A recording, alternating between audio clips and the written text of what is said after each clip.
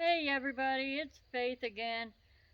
I know that those that have wondered where I've been busy with just everyday life.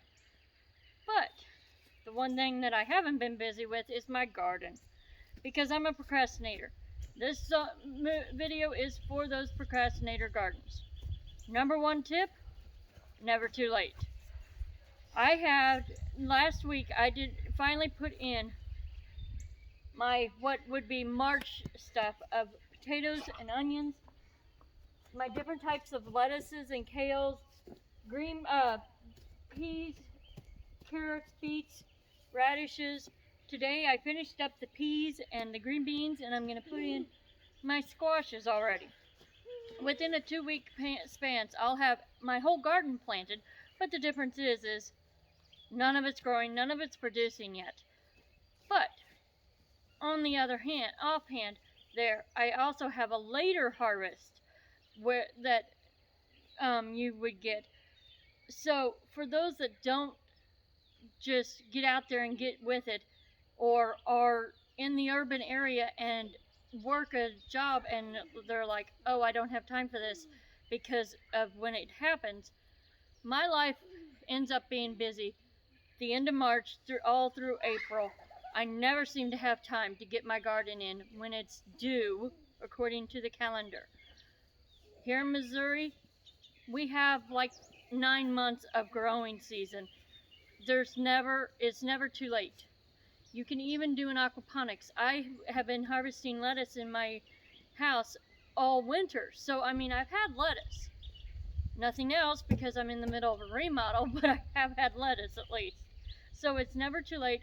That's the biggest thing for takeaway from today. I do have down here in front of me, I know the camera angle isn't the greatest. We started raised beds a little bit last year, but definitely full on this year. I've got 4x8 raised beds that are 2 foot high because unfortunately I'm 40 years old and my knees are starting to give. So therefore, life tells me I need to take care of myself as much as I can, and that includes not getting down on the ground for those that wonder about that. Do I have weeds? Yes. I have weeds, at least until the food starts growing good and it shades them out, because I do plant more in a square foot area with the garden beds than I do normally. This soil I've got is just topsoil, and it came from like a field or something, so there is a lot of weeds in the dirt. If you are able to use compost, I highly recommend it. I wish I had. Day late, dollar short. Next time I know. But I will be planting cucumbers and zucchini and eggplants yet tonight. Husband's working on filling in a 4th box so that I can put tomatoes above, or not in the ground. Behind my box, I do have what's called a walking stick kale, which will be 10 to 12 foot high at the end. And I'm going to have popcorn corn and regular corn along my fence back here behind me so that I can have that for support for the corn. Because I learned my lesson the first year that we did anything. And of course I do have ways to support my tomatoes when I do it in different ways. Every year ends up being different. The first year I got the round tomato cages.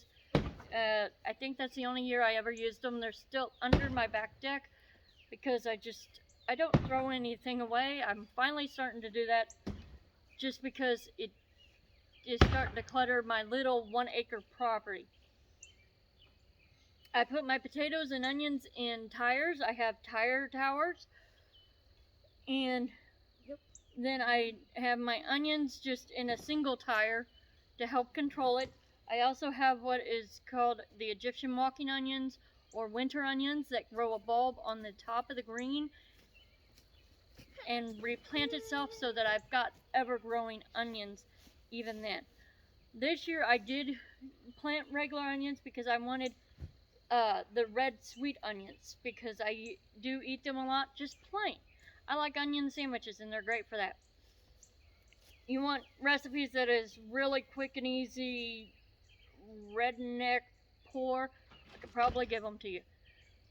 But that's pretty much it for this video. I hope you enjoyed it, and as you can tell, my husband is breaking stuff apart in the background. He's also he'll break stuff apart, do a load of dirt, break stuff apart. Just normal homesteading stuff. Hope you enjoyed it, and have a good evening.